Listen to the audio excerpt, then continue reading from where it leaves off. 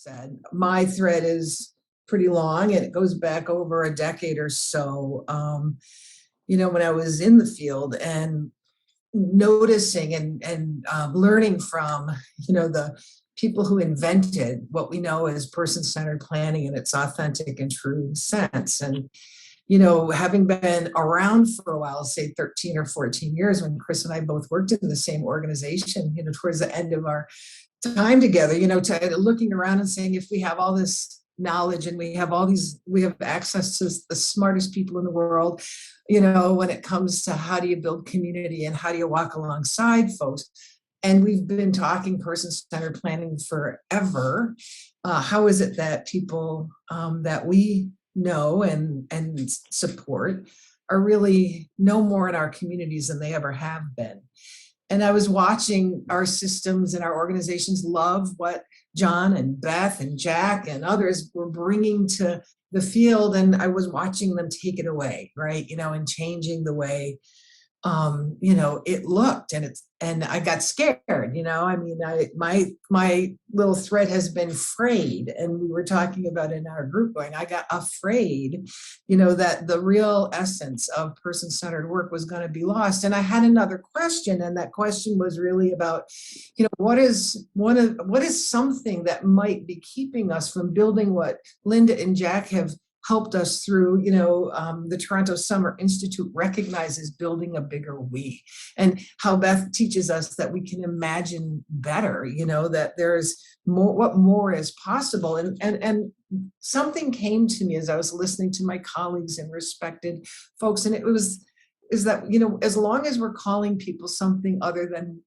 something we don't relate to, right? There will always be in us and them, there'll always be a place for them. And so I racked my brain and thought very, very hard about what would be a word all of us have to connect with and conveys our shared humanity. And so 11 years ago, the word citizenship popped up. And today it's a little bit regrettable, just because of the stuff that's going on in the country. But by citizenship, what I absolutely, meant and mean is our shared humanity. It's not about immigration or green card status or passports. It's really who we are together. And so underneath this beautiful graphic that Jack actually did when I was, we were in a meeting at Cornell with these thinkers talking about, what are we going to do with this work? This came out, and he captured beautifully the essence of this idea of citizenship as I was thinking of it, and as Beth, shared as a contributor to a body of work called Citizen-Centered Leadership, Beth said that underneath this, right, that citizenship is at the heart, it's at the core of person-centered work. And it has at its heart the idea that all people are born with gifts and a purpose in life, and that everyone has the right to equal access to opportunities to explore and discover their purpose and to give it in ways that make us all better, to make that contribution, that in ways that just build that bigger we and make us whole. And so now I'll run into my troubles of how do I move this, because I want to go to the next slide, and I don't know why it's not going. There we go.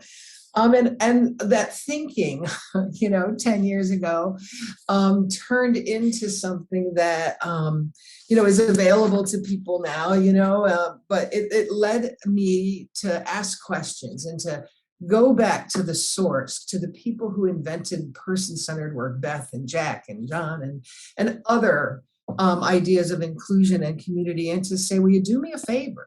I've got this idea that maybe if we start remembering the soul of this work, and we can record it and we can archive it, and we can keep it. It will not only be legacy work, but we can't then forget what is the essence of what's underneath the brilliance that is person-centered work. And this group of people has always said yes. And despite, we were standing at a TASH conference and I was telling them about this idea, and they said, you're absolutely off your hook, but yeah, we'll do it. And so each of them has contributed mightily to this body of work called Citizen-Centered Leadership.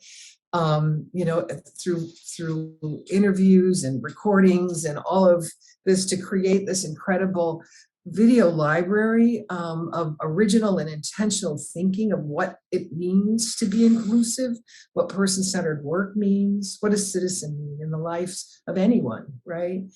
And the course is all 2 minutes. and the course is also built to engage folks in taking theory into practice. The next iteration of that work, I was lucky, absolutely lucky enough to be connected to and follow the path of citizenship, just as Chris mentioned, to Citizen Network.